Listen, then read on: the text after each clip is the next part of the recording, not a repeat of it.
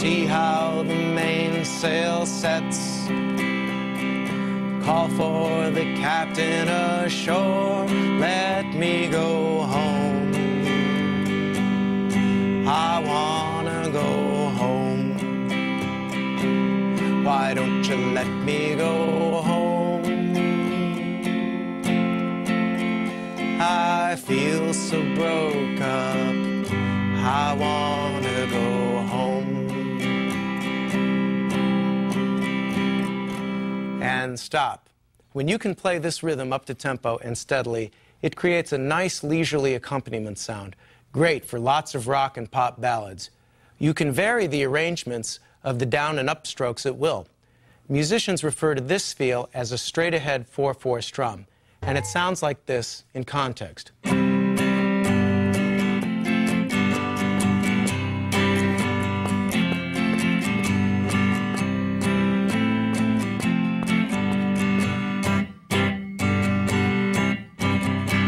Nice, huh? Okay. Now we'll go on and learn a strum that separates the bass notes from the rest of the chord. This is called, coincidentally enough, a bass chord strum, and there are two basic versions of it. In the first type, we'll play only the bottom string of the chord as a downstroke, and then follow that by playing the rest of the chord twice, also with downstrokes. Let's give it a try. Grab a C chord, and try just playing the bottom note of the chord, which is the 5th string, fretted by your left hand 3rd finger. Try playing it several times in a row with even strokes. Now try playing the low note and follow it by striking the upper strings, the skinny ones, twice, also with downstrokes. You don't have to restrike the low note on the chord strums.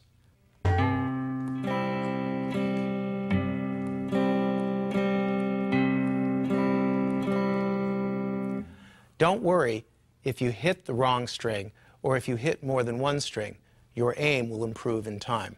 In fact, you'll get so good so quickly that you won't even need to look at your right hand. This is handy when you're playing in a club and you have to keep the music going, but you're trying to get the waitress's attention. Oh, waitress. Oh, waitress. Can I get a Diet Cola over here? I'm dying. See what I mean? Okay. Now let's try a song using this accompaniment style of bass chord. We'll try that old Shaker hymn, Amazing Grace, which has 5 chords: C, C7, F, G, and A minor. Let's take just a moment to review our chords. Here's the C chord using the 1st, 2nd, and 3rd fingers. Place the 1st finger on the 2nd string, 1st fret. Place the 2nd finger on the 4th string, 2nd fret. Play the 3rd finger on the 5th string, 3rd fret. Now to make a C7, just add your little finger on the 3rd fret of the 3rd string, like this, and strum the top 5 strings. The F chord looks like this, and remember to fret that. We place first the 3rd finger on the 4th string, 3rd fret, the 2nd finger on the 3rd string, 2nd fret, and the 1st finger, flatten that out to play the top 2 strings at the 1st fret, like this.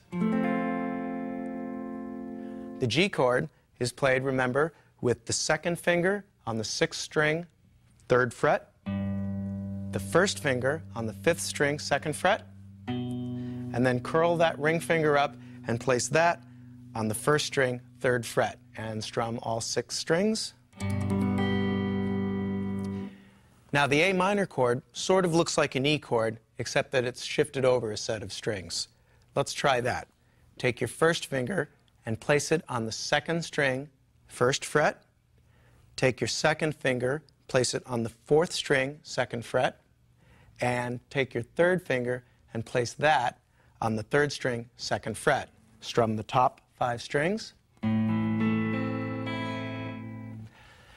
Anytime you encounter a new song, it's a good idea to just take a moment before playing and review all the chords in it. Then go back and try the song slowly with whatever accompaniment approach you're using.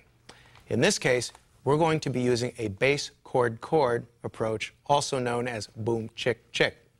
This pattern is so named because the bass notes go boom and the upper strings go chick. So that you can hear the song in context and what we're aiming for eventually, relax for a moment and just listen as I play the first verse. Amazing grace, how sweet the sound that saved a wretch like me. I once was lost, but now am found, was blind, but now I see.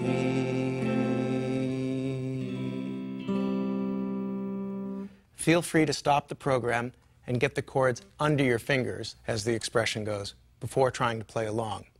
Once you can play the chords and your right-hand aim is pretty good, try playing the song along with me. This song is in 3/4 time, so I'll give you 2 bars of 3 as a count-off. Ready? 1, 2, 3, 1, 2. Amazing grace, how sweet the sound that saved a wretch like me. I once was lost, but now am found, was blind, but now I see.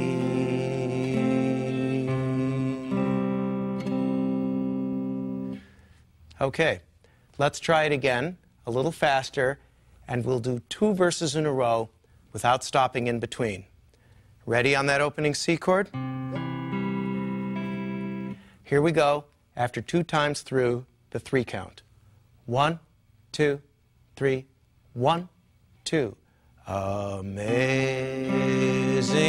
grace, how sweet the sound that saved a wretch like me.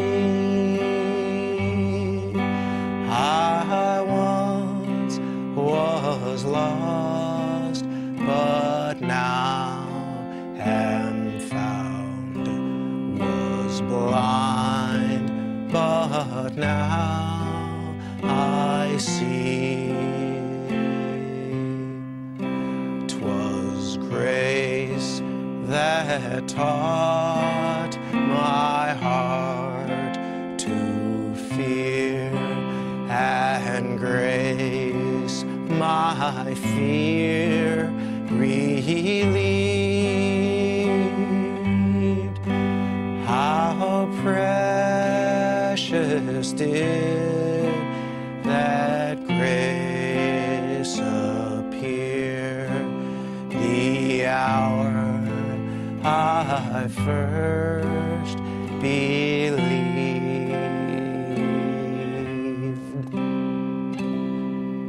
And stop.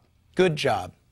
If your chord changes are a little shaky, just keep practicing. It'll smooth out eventually. And when you're ready, let's try a variation of the boom-chick-chick pattern, which is called boom-chick-boom-chick, or just boom-chick for short. In this pattern, we'll alternate a chord downstroke with a bass note downstroke. So if we grab a D chord in the left hand and play boom-chick-boom-chick, it would sound like this. Boom-chick, boom-chick. But we're going to add a slight variation.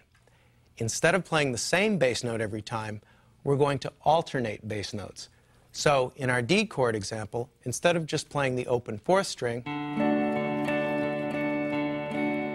we're going to play 4-chick, 5-chick, 4-chick, 5-chick, 4-chick, 5-chick. One complete time through this pattern is 4 chick, 5 chick. So when we start over, it goes back to the 4th string. Let's try it together. We'll play 2 bars of the boom chick pattern on a D chord, alternating the 4th and 5th strings as bass notes. I think it's simpler just to play it than to explain it, so try it with me. Here we go on the 4 count. 1,